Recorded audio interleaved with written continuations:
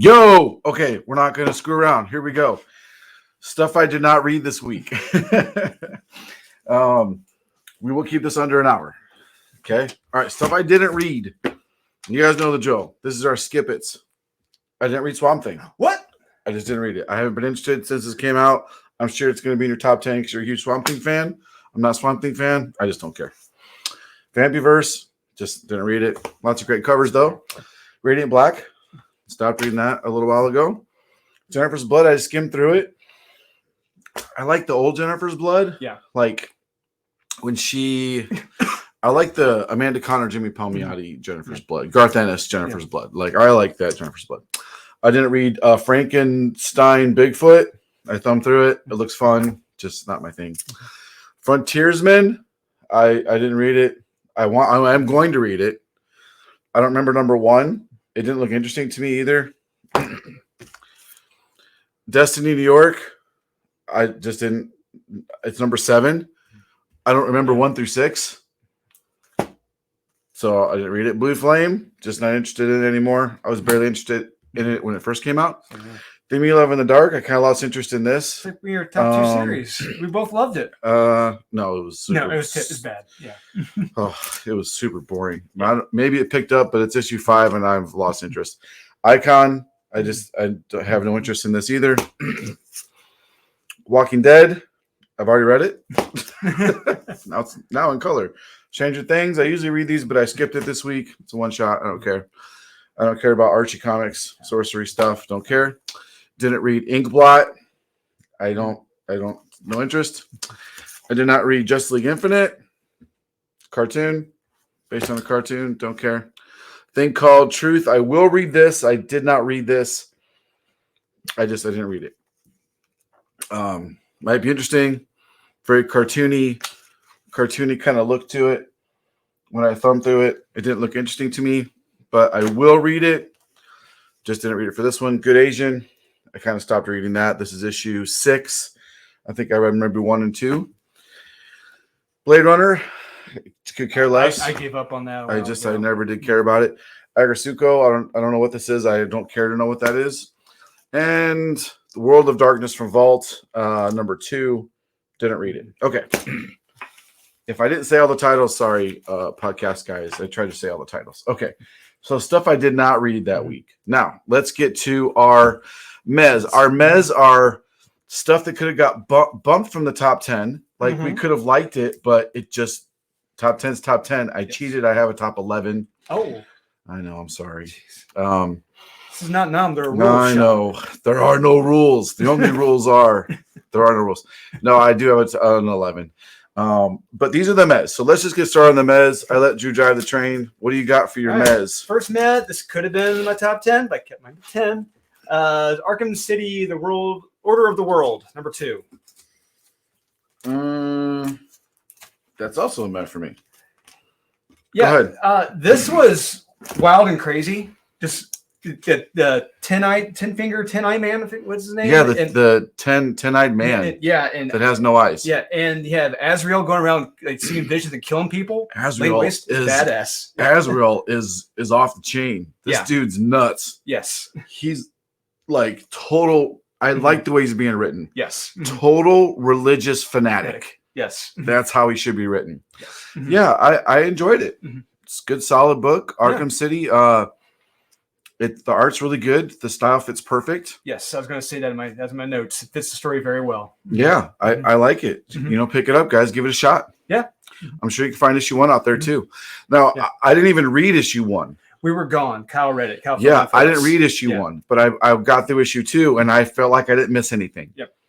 I could totally understand what was going on, so it's not one of those books. Okay, what's your next one? My next one is Knighted, number 1. Oh, dude. Okay, well, I'm going to pick. I know you don't read this. Star Wars. I did read it. It would have been a skip it for me. So I'm going to put both of them in here. I'm going to do both Star Warses this week. I have Star Wars number 18, and I have Star Wars Bounty Hunters number 17. So I'm putting these both in the same category. War of the Bounty Hunters is wrapped up.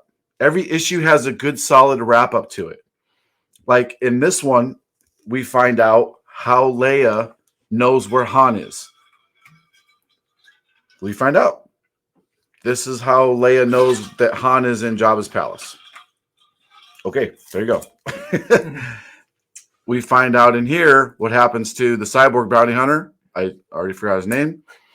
And he now has a new path. So something pretty terrible happens to him, but he's renewed with a new destiny. I'm not going to spoil it for you, but like we don't need the whole issue to get to that. You know what I mean? So they're mess. Like I didn't hate them like I've hated some of the Star Wars. It was okay. If you got the extra cash, pick them up. You'll enjoy the read. At the end, you'll go, oh, that was kind of cool. And then you'll be on to your next comic. Why is Night of the Meh? Night of the Meh because in comparing it to something like Space Bastards, when it's trying to strike the same tone as Garth Ennis, trying to strike that same humor as Garth Ennis, the jokes, humor didn't work for me as well in this as it did in, say, Space Bastards. When I could tell they're going for that same tone. Okay. But it just didn't work. But I do like the setup. I do like the character. I did like the conclusion. Just the humor and the tone is just off for me for this. Did it not go too far, as far as you wanted it to go? It's hard to describe it. When you read a Garth Ennis book, you know it's going to be sharp in that humor. You know, it could be dark, or Space Bastards, it's going to be dark, but it's got that humor. It's good. Yeah. But the humor is just off. It doesn't work. They're trying too hard to be Garth Ennis. It's an imitation Garth Ennis. I don't think that at all. I mean, it's definitely an anti-hero book that's making fun of heroes. Yes, it is. Yeah, in the Garth Ennis vein. Yeah. Well, there's a lot of books that do that. Yes, but they don't do it as well as Garth Ennis. Well, yeah. So I mean, I guess every book tries to tell every Batman story doesn't do it as well as Frank Miller's Batman does, but they try. Chuck Dixon can still tell the stories just as well. I'm going to disagree with you on this one adamantly. Okay. So this is going to be a disagreement one for us this week. Okay. There we go. Okay. All right. So I already talked about my Star Wars ones. Okay. Next one. What do you got next? Next up, I have excuse me, Sheena, Queen of the Jungle, #1. Oh yeah, that's a skip it for me. I don't even think. I'm going to go with. I'm sorry, this should be a skip it. So okay. My bad. Did I label these right? Yeah. Here, I'll pick Spawn. Spawn? Yeah. Wow. I'll just start real quick. King Spawn is so good. Spawn is not as good. I felt very meh-y reading this. I kept thinking, I want to read the next King Spawn. Here's the problem. Mr. McFarlane, sir. I know he doesn't watch this. He could give a shit less. Overlord. Yeah, he can give a shit less. But the problem is this. When you have two titles of the same character, right, and they're in a major adventure in one, and they have still this adventure going on over here, can they be in both adventures at the same time? Like, you get into continuity problems and that kind of stuff. And really, King Spawn is so good. It's so good. Oh my God, it's so good. And this one is not. Very lackluster for me. So anyway, it's a meh for me. Total meh for me. Go ahead with Sheena. Sheena, Queen of the Jungle, #1. Another number one, yeah. Sheena. For me, shockingly, this was a good read for me. Oh God, are you kidding me? I enjoyed it. Oh God, I hated it. Mystery that only Sheena can handle, and I love her comments about modern day clothing and how restrictive it is. That was great. It's like, yeah, I like this. I dig this. You know, she's not going for the feminist pantsuit crap. You know, it's like this fits so much better. No, this is great, and I'm actually gonna be checking out issue 2.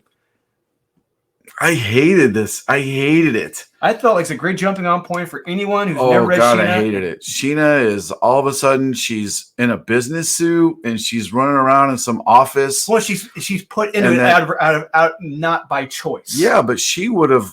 I mean, in keeping with the character, I mean, whatever situation she's into, to where she's forced to wear a pantsuit, yes, and be in an office is effing ridiculous. Well, it's to meet her family, her uncle who owns a corporation for her family. I got it, but and he kept calling her blonde. He's condescending to her the whole time. They made her to be like this. She had to kowtow to these corporate people. And then when she was Sheena in the Sheena world, I felt like it was just ridiculous. I hated this issue. I absolutely hated it. I felt like it was so everything was out of place. You know, like imagine if you're reading a Tarzan comic and Tarzan all of a sudden is wearing a business suit because they do that in the stories of Tarzan. Yeah, but it doesn't work for me at all. You got to take the character out of their element, you know, put him in. It's like they done it with the Phantom. They do that with a lot of characters. Yep. No, I got you. I got you. They got to go out of their element. But for her, the way they took her out of her, it started and she's like almost like a raging lunatic. And what are you doing to me? Like the way they made her out to be a total moron. Like she doesn't. If she's going to take her out of an element because she has to go with her family lineage and has to do the business side of things, that's cool. But she wouldn't have been like acting like a moron the whole time. Like she's like a raving lunatic almost. And she can't stand it. And she doesn't want to be, these clothing are less restrictive unless that's what you're going for, is trying to make me restrictive. And he's like, it's fine, Blondie, don't worry about it. And I'm just like, the dialogue is terrible. They made her out to be, we have to agree to disagree on this one again because I hated it. Oh my God, I hated it. Okay, next one. I enjoyed it, yes. Oh God, I hated it. All right, next one. Next one I've got is Digger, #1 from Action Lab. Hold on, that's a skip it for me. Digger? Yeah. Okay, that's a skip it for me too. Okay. I'm going to go Batman. Yep, that was a skip it for me. Okay. So it almost was a skip it. It's barely a meh. It's barely a meh. The art, once again, is so good. Yes. The art is fantastic. And there's a couple writing parts that are really good too. I love when there's a scene with Peacemaker standing there looking super badass, and you turn the page and the Batman's standing there in the exact same pose. They're about to face off. But then the fight that ensues to me is a little bit ridiculous, and how then the setup for that fight is also ridiculous. Like there's a part in here, Batman does his thing where he's like, oh man, he's in the impossible situation, right? And then he throws his batarang and he knocks the device out of the person's hand, and then he goes and punches the guy that takes him out, but he magically punches him right back in. Literally in the next panel, the dude, it's like he punched him into the device on the ground, and he's like, I got my device still. What was the point? What was the point of him throwing the batarang and saving the day, and then he has the device again? It's a setup to have this other guy person be the hero. That's been the setup for all of Chinese, right? Where it's like Harley Quinn's going to save him, and Ghostmaker's going to save him. And, it's just Batman's not the hero in his own book. Oh, it was almost. I do like they're setting us up finally for a confrontation between Ivy and Queen Ivy. And they got some explaining to do with that. Yes, like, that's a big problem I have with this. Yeah, they haven't explained shit. By that I mean James Tynion hasn't explained shit about how can she be two different entities? How is she two different people? How is she split into? She died, but then she came back, but only now she's two different. Come back. They've brought that up in the Catwoman series. A couple times, but they just dropped it in there. Yeah, nothing. And then Catwoman. Harley shows up a little bit, but weren't they like madly in love? And aren't they married in some series? I don't know.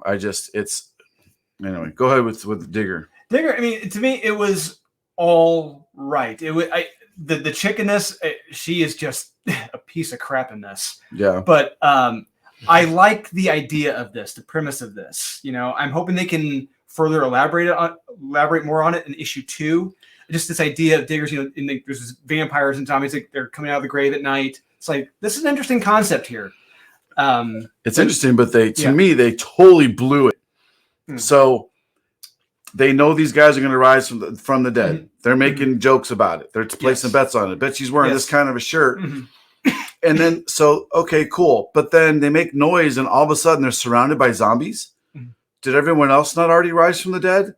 If they already rose from the dead, then why are all these zombies coming from? And that's why it makes no sense. Yeah, that's why I'm hoping in issue 2 they can explain that. If not, then I'm gonna be pissed. And then the characters, I hate it because the characters are so stupidly written. Yes. The dude puts out he needs to hire somebody. Well, he hires a girl. if you are going to hire somebody to work in one of the most dangerous jobs and your life is on the line, he gives her no job. There's no training. Nope. There's no like, hey, all right, be ready because this is about, he just asked, did you read the fine print? Kind of like oh, shucks, she didn't read the fine print. What the fuck? Are you kidding me? You're about to be attacked by maybe a vampire or a zombie or something. And you just ask this girl, do you have any weapons experience? Doesn't ask her at all. Can you fight? Doesn't ask her at all. Are you going to lose your mind if you see a vampire or a zombie? Doesn't ask her at all. Waits until he's and then he tells her to bring garlic to work and she brings garlic bread. He should have fired her, been like, you're an idiot. Get out of here. I'm not trusting my life to you. But he still does. I mean, it's so, I hated this comic. It was so stupidly written, entirely stupidly written. I hated it. Hated it. Yeah, there's a lot of it I did not like, but I'm giving it a meh because I'm hoping in issue 2 they can explain themselves for these situations that come up in this issue. If not, I will be pissed and it'll be a skip it. I don't like your picks this week at all. Yeah, I'm curious about what your top 10 are. I know, man. We got some huge disagreements this week. Okay, what's your next one? Next one is Radiant Black, number 9. Okay, yeah. That's another skip it for me. So I'll pick Heathens. That would have been a skip it for me. Yeah, it's barely a meh for me. This is Heathens number 1 from Aftershock, written by Cullen Bunn. I think co-written. He co-wrote with someone else. Oh, did he co-write? Okay, yeah. It wasn't terrible for me. I like the idea of it, but I don't know if I like the idea of it. Yes, like that's a good way to put it. Yeah, yes. it's like this sounds pretty cool, but is it cool? Like it's, I don't know. It's, again, I'm holding out hope for issue 2. It's not a skip it yet because it's a good, solid introduction to the universe and the characters and the situation that they're in. It's a solid introduction. I'm intrigued. But the problem is, I don't see these characters working together. Well, yeah, that's another part. Well, and I agree with you. They don't get along at all. No, they don't. And now they have to work together. Yes. The part that kind of lost it for me is they're just dropped in the middle of modern times. Yes. Like, and go. And they're just there all of a sudden, and you're kind of like, everything seemed to fit really good, and it flowed really well until that's where it lost the verisimilitude, the believability of it. It's kind of like, so they have this complex organization and they're super important and they have to find this soul and capture this person, and you're just going to drop them in the middle of modern times. Really? Would that happen? Would that be how they went about it? Like, anyway, that's why that's why it wasn't a top for me and almost a skip it. Okay, it's about Radiant Black. I don't think you're even reading that anymore. I can't, it's one of those things. I like Kyle Higgins. He's a good writer.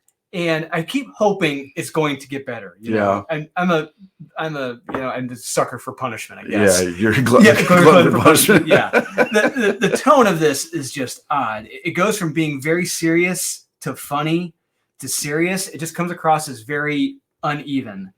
I mean, if this was played as a straight serious issue of his friend in a hospital with a countdown clock when they're going to have to peacefully, take him off the ventilator, perfect. This is a perfect heart-tugging issue. But the fact that it's uneven with him, it's doing all these quick schemes in between everything. It's like, this really doesn't feel right. And this whole issue is odd. This is why it's a meh for me. Okay. Yeah, I didn't read it, so I trust your opinion on it. Okay. Whatever you say on that is gold to me. All right, what's next? Next, I've got Avengers Stranger number 1. I agree. This was one where it was all right. I mean, it was okay. Yeah, I mean, to me, the most interesting part of it was the very beginning with the Illuminati going on. It's like, a little bit of history. Yeah, I love that stuff. That's kind of cool. But I do have a strong feeling that this person that they introduced at the very end of it, I think they're going to be the next Doctor Strange. You think so? Yeah, I think they're going to be the next Master of the Mystic Arts. Is that the girl? Yeah, the little kid. Yeah, the little kid. Yes. I don't know. I don't think so. I mean, it's a new character. So first appearance of whoever the hell this girl is from this other dimension. I think she's a daughter of Satorak. I think that's who she was, right? Yeah, sounds right. Yeah, she's the daughter of Satorak, or the daughter of somebody from that dimension. I think it was Satorak. I mean, it's okay. Yeah. It's a good tie-in. It's exactly what it is. We We knew it was what we thought it was. It was a tie-in. Let him off the hook. Yeah. So, they're fighting a bunch of Juggernaut shells, and I like that Tony's got some PTSD from what happened in the first issue. Yep. Oh, that was good. It just, that was really cool. Yeah. Mm-hmm. I like that. Mm-hmm. I do. There's a couple really good things in here. I like that Tony's still struggling with his alcoholism. Mm-hmm. Like, people forget about that. It doesn't just go away. Demon in a bottle. When you're an alcoholic, it's a disease. You have it for life. You don't ever not have that urge to not drink. And they finally adjust that in Tony, like, especially after a big traumatic event. He's just sitting there going over it in his head over and over again. Drink, drink, drink, drink, drink, drink, drink, drink. Oh my God, it's so good. So kudos to them for recognizing that. And it was okay. If you got the extra money, pick it up. You won't regret it. $5. Skip your coffee and pick it up. It's not too bad. All right, what do you got next? Next up, I've got Strange Academy only Presents. 20 minutes in. Not too bad. Strange Academy Presents Death of Doctor Strange #1. Okay. I'm going to pick Primordial. So I didn't hate it. It was good. It probably would be number like 12. Primordial #2. It just, number 1 had that great ending, right? I don't get as much satisfaction as I wanted from that ending. I was coming into this issue being like, how does the dog know how to talk? And where did it come from? We get where the dog came from. And I love the dog now more than I did. Yes, absolutely. Yeah. If you read this and don't come away, feeling a love for this dog. Yeah. I don't know what's wrong. I'm a fan of this dog. Well, yeah. If you don't like dogs, then fuck you. Yeah. Like I've said that before. Like, just if you don't like dogs, you go to hell. You go to hell and you die. But Primordial, it was good. Mm-hmm. It was good. You need to read it. Yes. You need to read it. But I did have a meh feeling from it because I wanted more. I wanted more from it. Again, I didn't hate it, and it probably would have been in my number 12, 13-ish, a good solid up there.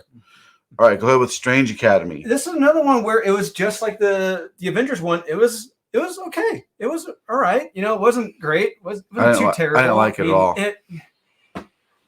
I'm not even going to be able to talk about my skip-its because I'm covering all my skip-its in your mess. It's just, this is the first time I read Strange Academy. Okay. And I got a little bit, it's like, okay, they're trying for an emotional, sentimental issue with Enchantress and her kids, has to go save the other one. It's like, they tried, but it didn't really work that well. By they, Scotty Young. Scotty Young, yes. So, to me... But I will say, if you've been reading the series, then you may have an attachment to this character, so you may like this, which is why it's a meh. Well, if you have an attachment to the character, I think you'll hate it even more.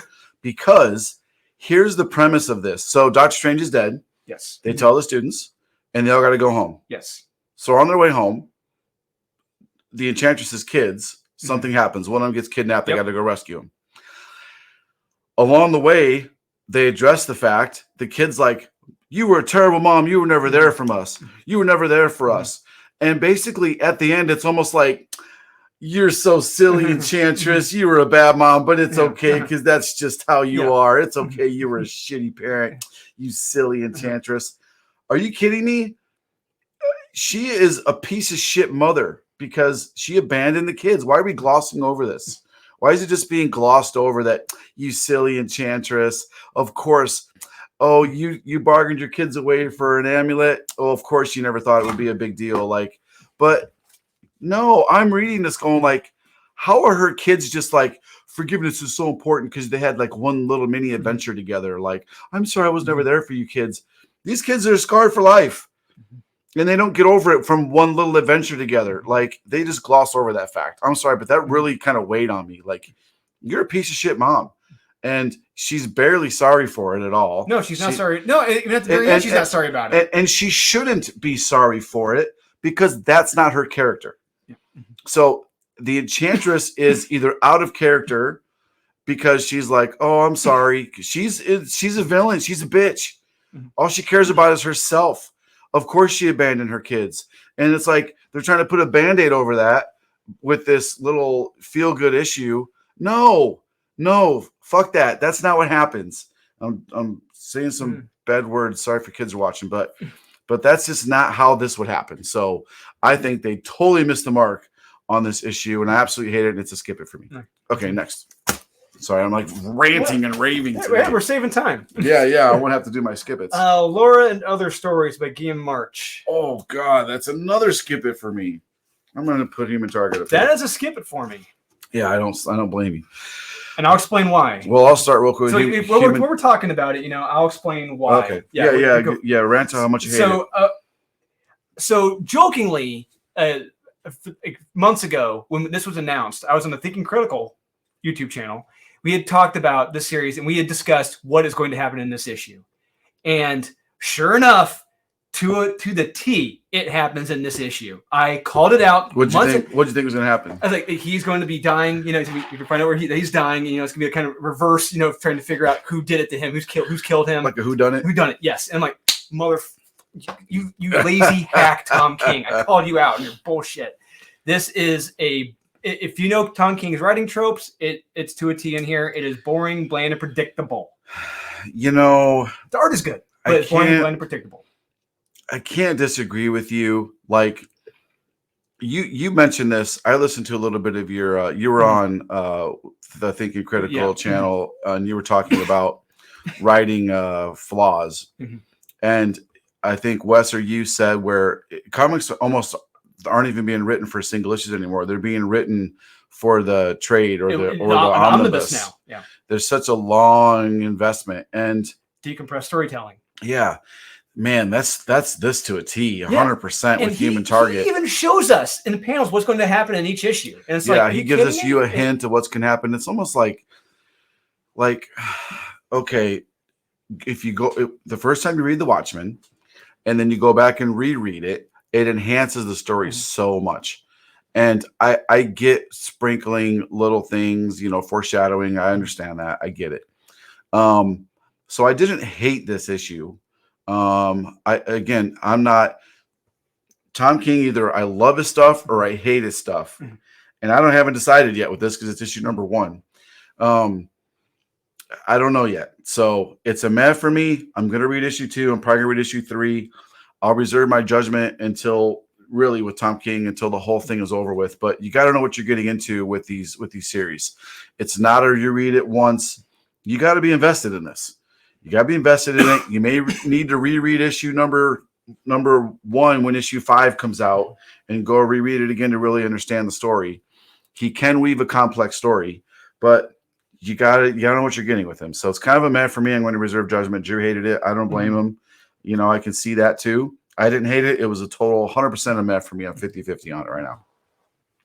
Okay, let's talk about this piece of shit. So, this is a total piece of garbage, by the way. I can't believe it's even in your mez. Go ahead. The reason why it's a meh is because I can see a female demographic appreciating this. I don't. Well, you know what? You're probably right. Because I'm reading this, I'm like, I could not give 2 shits about what happens in this. But if I were a female, like in her teenager 20s, you may appreciate the stories in this. I guess. I don't. I gave a -1 shit about this comic. I have to take a shit away from something else that I do care about, and then I would still have no shits to give about this comic if I reserved it. I hated it. It was so boring. Even if I was a 20-something girl that was like, oh, my boyfriend goes to the comic shop and tries to get me into it, or, I'm going to give it to someone to try to read it. Here, hun, tell me what you think about this. It's a freaking yawn fest. It's a total yawn fest. Just when you think something cool happens, I'm going to give you the moon. And okay, cool. Something cool's going to happen. He's got some kind of weird superpower or some kind of weird shit. Hey, you fell asleep. You were just dreaming. Oh, my God. I hated I hated this issue. I hated it. And even that Guillaume March. His art is terrible in this. Yes. Where's the Guillaume March that was that the Joker series? Yeah. Yeah. Where's the Guillaume March the Gotham City Sirens and that Guillaume March? What is this, dude? Come on, man. If you're writing for a different demographic, that's fine, but don't try to market yourself as, hey, the guy that wrote. Remember the guy that drew all that kick-ass stuff that you love? Yeah, I'm not going to draw like that in this one, but I'm going to tell you that I did, but I'm going to give you something totally different. I'm just saying. Anyway. Yeah. imagine I'm giving a talk about how to be bald, right? And I come out and I got a whole head full of hair, and there's a whole bunch of bald guys want to hear me talk about how to be bald. It's a bait and switch. Be like me talking about it. Yeah, there we go. Yeah, you freaking bait and switched us, Guillaume. You bait and switched us. Anyway, okay, next. Ooh, man, I'm on fire today. Yes, you are. But I really love my top 10s, though. They were really good. Batman: The Avengers Continue, Season 2, Number 6. Oh, yeah, another skip it for me. Here's a meh. Oh, did I put that? No, I didn't. Oh, where it went? The hell. Yeah, this is it's a meh. So, yeah, Darkhawk. Darkhawk issue 3. 3. We're up to 3. It's a meh. I mean, I didn't hate it. I didn't love it. Again, it's Darkhawk. I'm not a big Darkhawk fan. Some of you guys that are just fanatic over Darkhawk for some reason. I'm a Darkhawk fan. I'm not crazy about the series. It's okay. Yeah. Could be better. Could be worser. Yeah. It's a man. There you go. Leave it at that. Go ahead and talk about this waste of time. Batman Adventures Continue, Season 2, Number 6. If former mayor is running again for his Hold on. mayor, Are you going to describe it real quick? Yes, yeah, Okay, I'm going to take a nap. Go ahead. Okay. There's something going on with Clayface while another former mayor is running for mayor. And yeah, it's interesting. It's a fun mystery. You know, if you're a kid, if you grew up watching Batman animated series, you may appreciate this. I did. Sean didn't. So yeah, you may appreciate this. Yeah. Oh, I'm sorry. Are you done? Okay. Yes, I'm done. All right. Next. I can't read the comics based on the. It sounds hypocritical, but the comics based on the cartoons. Teen Titans Academy Number 7. Man, I got so many skip-its. This is a meh. That was a skip it. It would have been skip it for me. Okay. Because that story was boring as hell. Oh my god, it was so boring. Yeah. Now the next issue, I can't wait to read the next issue. Yeah. Hopefully something happens. Because we're setting up for Lady Deathstrike and Sabretooth and Omega Red and Wolverine all supposed to have a big old fight. And I hope it's so. First off, okay, I know it's supposed to be in the 90s. But man, reading Wolverine's dialogue was painful. Not just that, Billy Tan's art in this is stiff as hell. Yeah, Billy, man, I love Billy. He's a friend of mine. This is not his best work. Yeah, it's great artist, one of the great artists of our time. I thought it could have been a little better. Yeah, I'm just saying. Yeah, and just the story too is very lackluster story. Jubilee. It's like I couldn't care less about Jubilee. I'm sorry.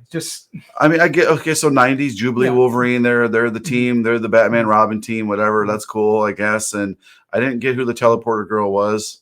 I didn't understand really who the villains were. The ninja villains. The lady.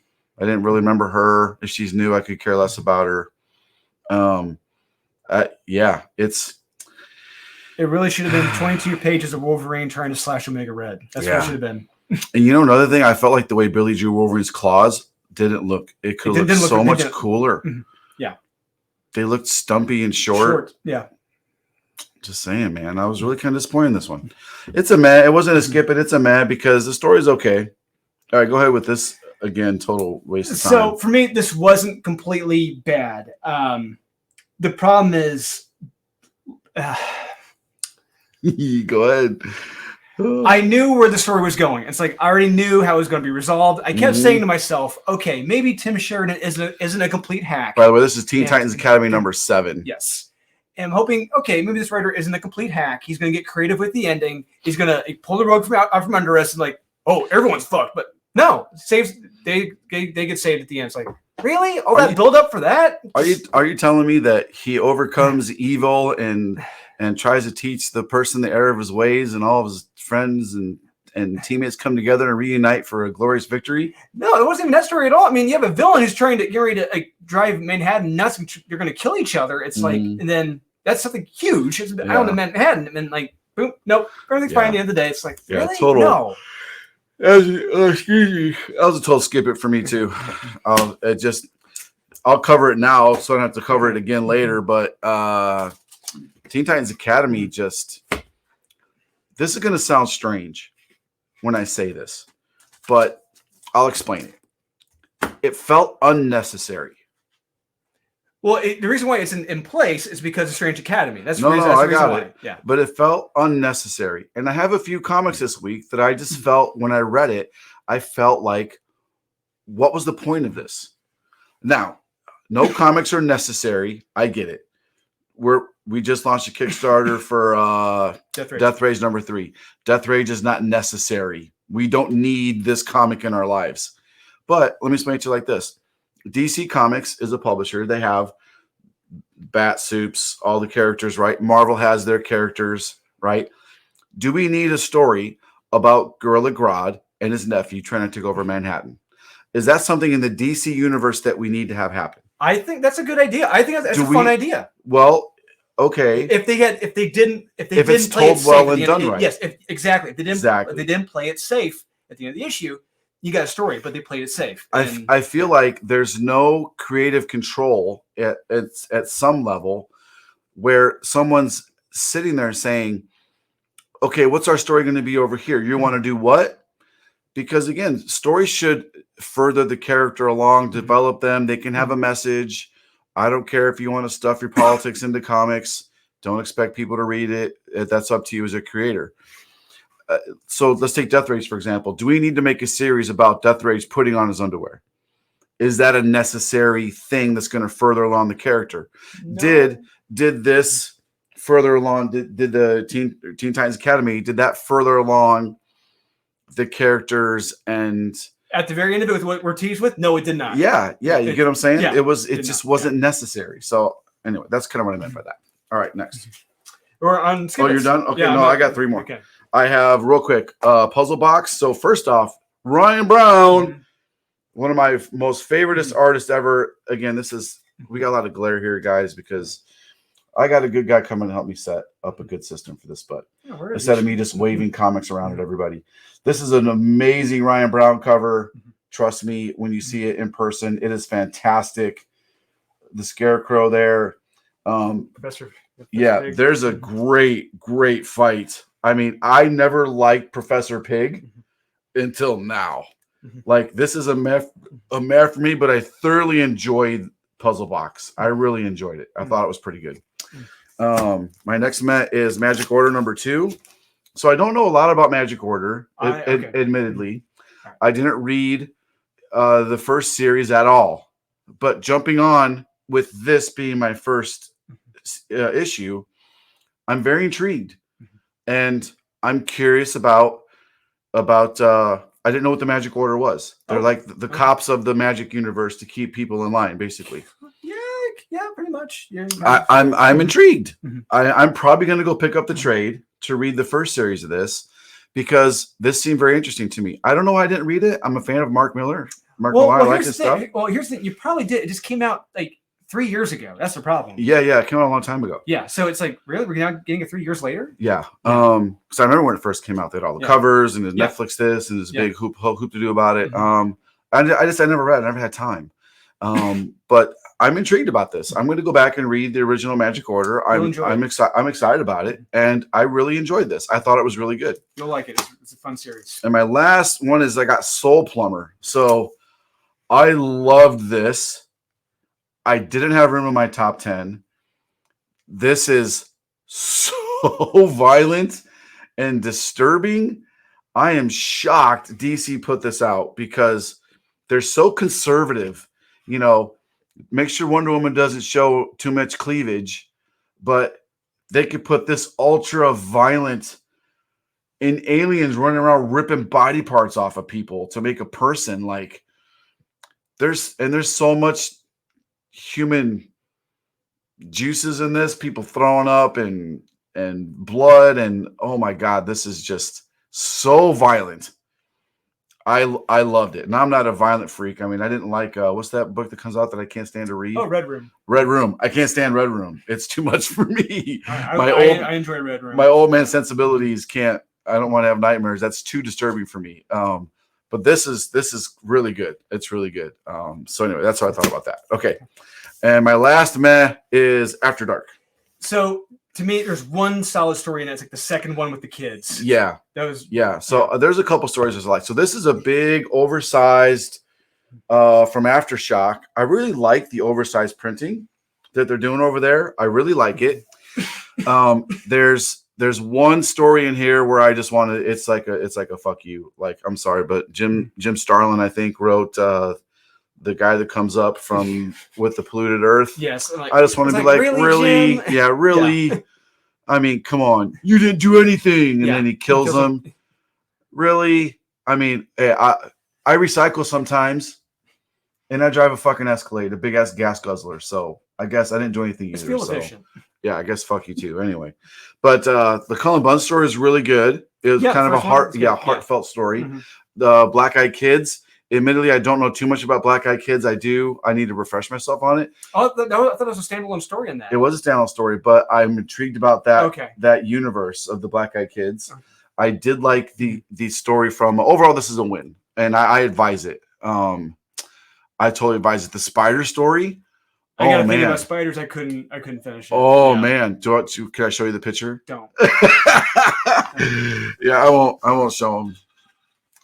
So there's a part in here where this girl's literally covered in spiders and she's paralyzed.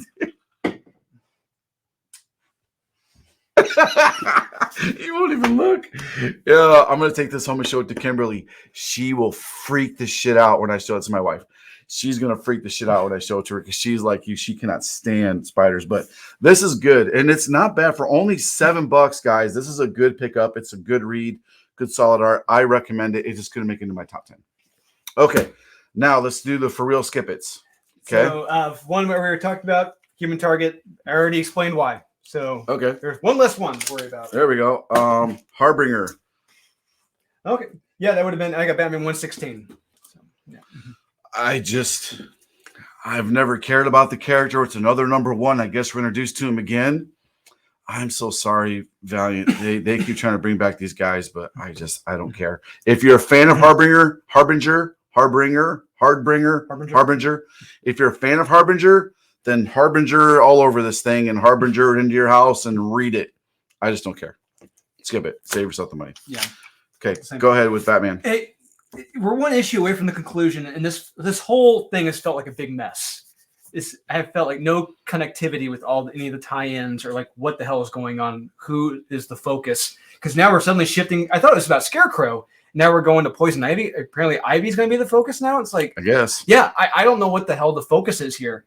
And the focus is on Batman not being Batman. Yeah, having no Batman skills at all. Yeah, well, that's been his run like the last 20 issues he's been writing Batman. Yeah, but it's a convoluted mess. Skip it, in my opinion. Hot mess. Teen Titans Academy. Okay, I'm going to show you this real quick. I got Batman's. No, you don't. This was fucking terrible. Are you kidding me? This was terrible. No, you don't. This was terrible in every sense of the word. Oh, anyone man. thinking we're gonna just fight on that in a minute. Okay, so first off, this is a preview issue. This is a preview issue for Emo Girl. The art looks okay. It's a preview issue in every sense of the word. You get some pencils in here. The pencils look pretty solid. By I don't know. Let me look it up because I can't freaking see. It's not on the cover. It's not on the back. It's not clearly who did any of the art. Let me look on the back page, maybe. Oh, here it is. Pencils, Martin Montelli. I'm sorry, Martin. Oh, I'm showing it to you guys. Can't see it. Anyway, here's my problem with this. It doesn't even fit in an effing board and bag. You can't even be bothered to look up the dimensions of a comic book. So either one of two things happened. Either they didn't know the dimensions of a comic, which means first off, know your craft. If you're going to make comics, know the dimensions of a comic so it will fit in a standard board and bag. It doesn't even fit in a regular board and bag. It doesn't. So most people are either going to have to go buy a whole different size boards and bags, like silver or something, or get some kind of expanded size to fit it. Either they did this not knowing how to make a comic book, or they did it on purpose, which is to me is like it's a pretentious fuck you thing to do, and screw you for even generating this. I make comics and I publish them comic book size, so you can fit it in a board and bag. It's just big enough to not fit in here. And it's got a good solid cover on it. It's quality. It feels good. It's a lot of script. It's a preview issue. I got it. I don't know how much it costs because there's no price on it anywhere. Skip it. If they can't be bothered to generate a comic that's the right size, skip it. Okay. So this man, this you're making me terrible mad. comic right here, it doesn't work because he is Philip Kennedy Johnson, who wrote this. He's trying to bridge what Grant Morrison wrote to what he's writing. And yes, this is a bridge comic between what Grant Morrison did with the Superman and the Authority to what he's going to be doing with Superman going to the War World. So with this, if it's supposed to be a direct continuation, which it's supposed to be, it's like, why isn't Superman old? Why does he have a different costume on? Why is Batman referred to as old? When the hell does this take place? Why is Tempest suddenly dead now when he was alive? None of it works. It's a convoluted mess of trying to merge two things together. Skip it. It does not work. It is a mess. If you've been reading things like we have, almost everything, it won't work. Interesting take on that. I do want to know when it takes place. Well, it takes place right after Grant Morrison. It's right. It bridges that. Yeah. Yeah, I guess it does. So it's in my top 10. I liked it a lot. And I'll kind of say my thoughts on it for my top 10. So it like you, it was in my top 10. But then when I started like reading things about it online, like it's supposed to be a direct continuation after what Grant Morrison did. I'm like, wait a minute, none of this makes sense. And that's a lot of complaints people were saying, like, wait a minute, none of this makes sense. I'm like, yeah. I mean, I didn't read any of that stuff, and I just took it for what it is. I like the world that they introduce. I liked how Midnighter and Batman interact. I thought that was kind of cool. It was really kind of cool the way it was written. So that's another problem. Like, why is Batman referred to as old when Superman's supposed to be so much older than what he currently looks like? And he looks like what he used to look like. It doesn't. It's yeah. I mean, I guess if you're gonna read it in sequence like that, I guess that could be a problem with it. I just loved it. I loved the story. I loved the different art styles that Templesmith had.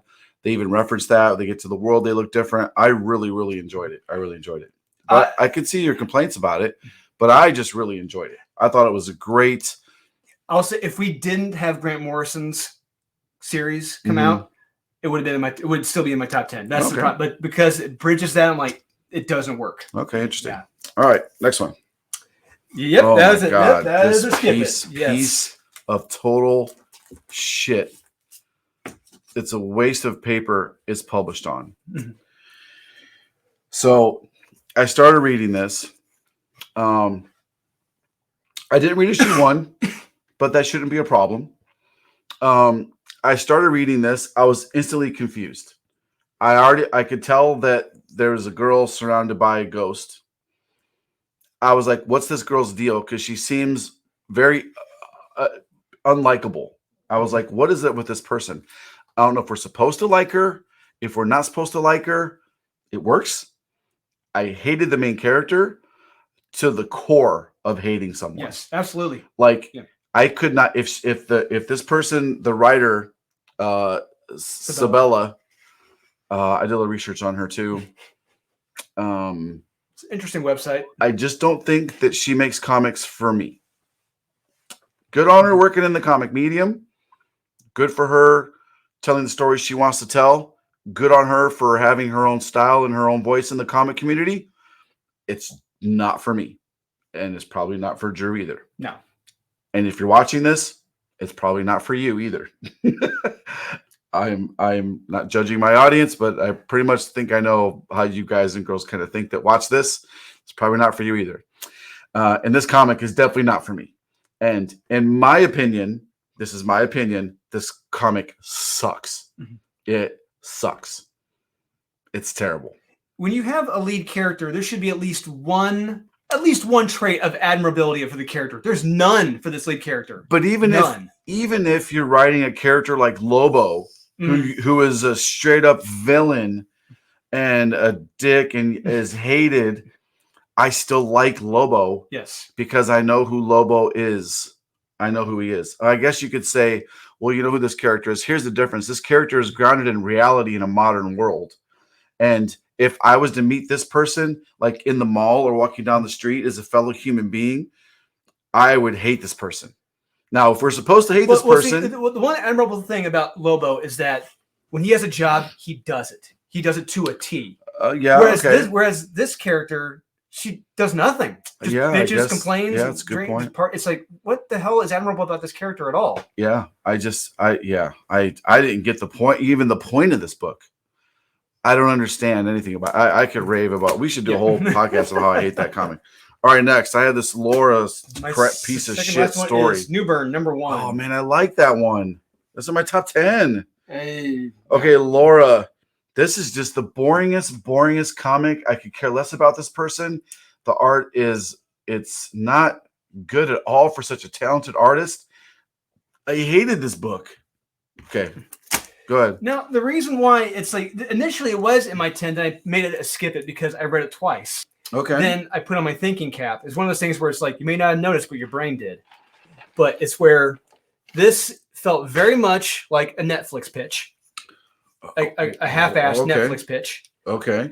And going through it again, I'm like, I just didn't realize like how predictable this setup was with the one girl. I'm like, I just knew like she's going to wind up being his partner, and boom, she winds up being his partner at the end. And it's like you're a great prognosticator of comics. I didn't get that at all. I love the story. I thought it was a great twist.